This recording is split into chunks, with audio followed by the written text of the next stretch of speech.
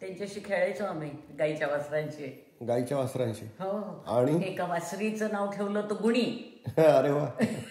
आणि एकाचं नाव काय ठेवलं होतं बरं, गुणी. आणि एका वासराचं नाव काय, ओंकार नाही असंच काहीतरी ठेवलं होतं. गोरा होता तो, त्याचं पण नाव ठेवलं होतं. आणि गुणी गुणाचं म्हणायचं. मग खूप शहाणी होती ती.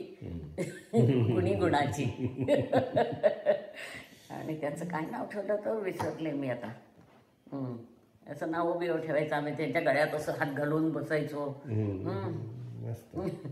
आणि गाईला रात्री चारा पाणी द्यायचं शेवटी रात्री 9 वाजता वगैरे. असं ते माझं रेणुकाचं काम होतं. लाईट नव्हते तेव्हा घरात. एकाने कंदील धरायचा आणि एकाने चारा घालायचा. आळीपाळीने. एक दिवस आम्ही असं करतो, एक दिवस आड.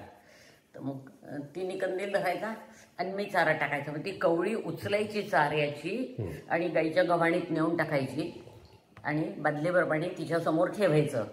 हे एवढं काम असायचं रात्री झोपण्यापूर्वी. एक दिवस ती, एक दिवस मी असं करायचं. मी कंदील धरायचा, तिने हे करायचं. आणि ती चाऱ्याची कवळी उचलताना इतकी भीती वाटायची. तिथे विंचू फार निघायचे वऱ्हाडात. अच्छा. विंचू निघाला तर काय, सारखी हीच भीती वाटायची की याच्या खाली एखादा विंचू बसलेला असेल. आणि अशा याच्या खाली असतातच विंचू बरेच अडचणीच्या खाली. मग एखादा धांडा म्हणजे ताट ते घ्यायचंय, असं असं असं असं असं हलवायचं. इकडून तिकडून तिकडून तिकडून हलवत असला तर बाहेर पडेल. आणि मग त्या कवळीत चारा उचलायचा आणि गाईच्या पुढे देऊन टाकायचा.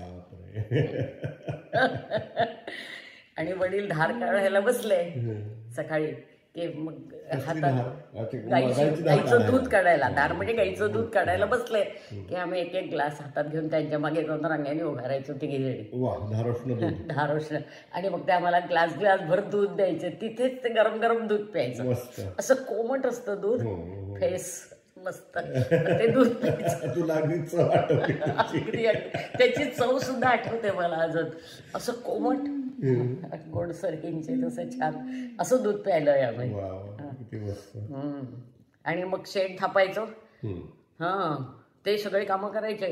गोठा झाडायचा, शेणाच्या गवऱ्या बिवऱ्या थापायच्या, त्या उलट्या पालट्या करायच्या. वाळायला थोडी आज थापली की उद्या तिला उलटी करायची. मग ती दुसऱ्या बाजूने वाळते चुलीसाठी. चुलच असायची तेव्हा. मग त्या चुलीला कमी पडायच्या गवऱ्या. आणि दिवाळीच्या दिवशी त्या 4 दिवसात कोणत्या तरी एक दिवस मला आठवतो, बहुतेक नरक चतुर्दशीला की काय ते आठवत नाही मला. पण त्या शेणाचं एक बाहुलं करायचं असं छानपैकी. त्याच्या पोटात असं दिवा लावायचा. तर नरक चतुर्दशीच्या दिवशी का काय कोण जाणे की त्याच्या पोटात गोळी घातली असं काय असेल. पण त्याची पूजा करायचं शेणाचं एक बाहुलं करून. काय होतं ते मला आठवत नाही. दिवाळीच्या 4 दिवसातल्या एका दिवशी, बहुधा नरक चतुर्दशीच्या दिवशी असेल.